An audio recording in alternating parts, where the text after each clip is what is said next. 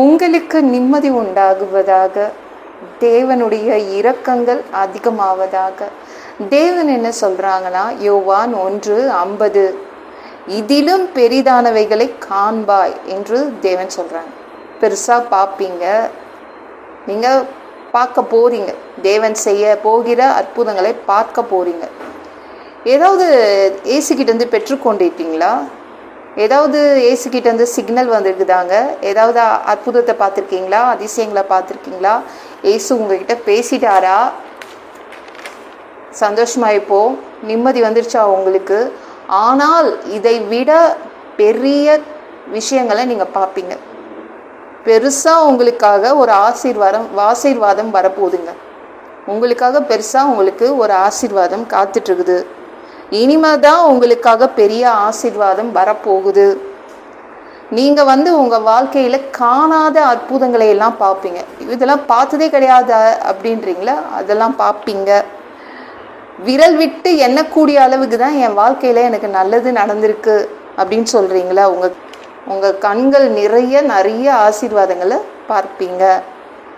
என் வாழ்க்கை அவ்வளவுதான், இவ்வளவுதான், எனக்கு வயசாயிடுச்சுன்னு நினைக்கிறீங்களா? இல்லை, இனிமேதான் அதிகமான ஆசீர்வாதம், பெரிய ஆசீர்வாதத்தை பார்ப்பீங்க. என் பசங்க வாழ்க்கையை நான் பார்த்துக்கிறேன் போதுன்றீங்களா? இல்லை, உங்களுக்கு தான் பெரிய ஆசீர்வாதம் மறைத்து வைக்கப்பட்டிருக்குது. அது வரும். உங்க வாழ்க்கையில நீங்க பார்க்க வேண்டியது நிறைய இருக்குது.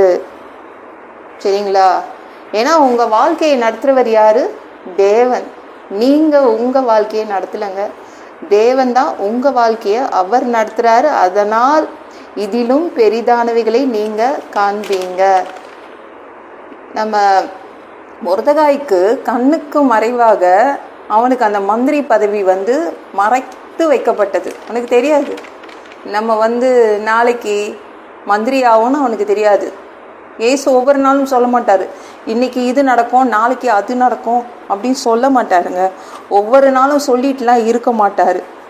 திடீர்னு பண்ணிடுவார்.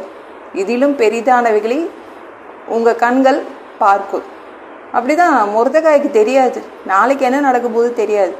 காவலாளி தானே, நாளைக்கு அங்கே உட்கார போகிறேன்னு நினச்சான். ஆனால் அதை விட பெரிதானதை அவன் பார்த்தான். மந்திரி அப்படின்னு ஒரு பதவி அவனுக்கு கிடச்சிச்சு. எவ்வளோ பெரிய பதவி இல்லை? தேவன் அப்படி தான் உங்களை ஆசீர்வதிக்கணும்னு நினைக்கிறாரு. இந்த வீடியோ பிடிச்சிருந்துச்சுன்னா மற்றவங்களுக்கும் ஷேர் பண்ண மறக்காதீங்க. கர்த்தர் தாமே உங்களை ஆசீர்வதிப்பாராக. ஜெபம் பண்ணலாமா? அன்பு பிதாவே, உங்கள் பிள்ளைங்க உங்கள் பாதத்தில் வந்திருக்காங்கப்பா. சாமி இரக்கம் செய்யுங்க, இறங்குங்க அப்பா.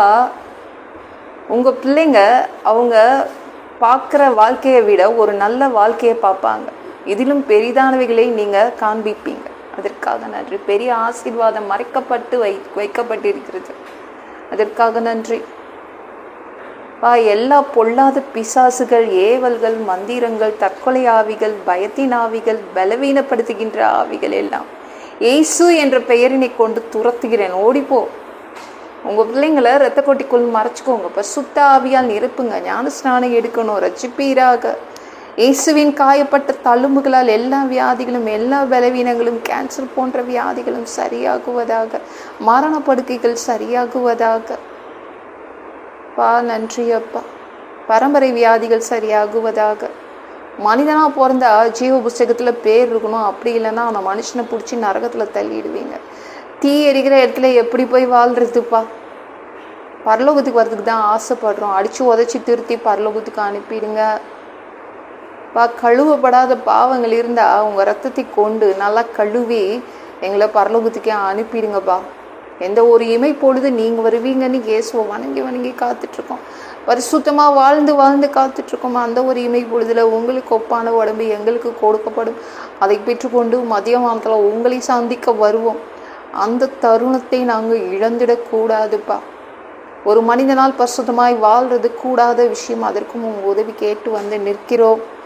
7 வருடம் அந்த கிறிஸ்து ஆட்சியில் விட்டுட்டு போயிடாதீங்க. பிசாசு நடத்தும் ஆட்சியில் விட்டுட்டு போயிடாதீங்க பா. 3வது தடவை கூட இந்த பூமிக்கு வருவீங்க. 1000 வருடம் இங்கே தங்குவீங்க, இங்கே ஆட்சி செய்வீங்க. உங்கள் ஆட்சியின் கீழ் வசிக்க ஆசைப்படுறோம். எல்லாவற்றையும் ஒப்பு கொடுக்குறேன். இயேசு மூலம் ஜெபம் கேளும் பிதாவே. ஆமென். நாளைக்கு பார்க்கலாம்.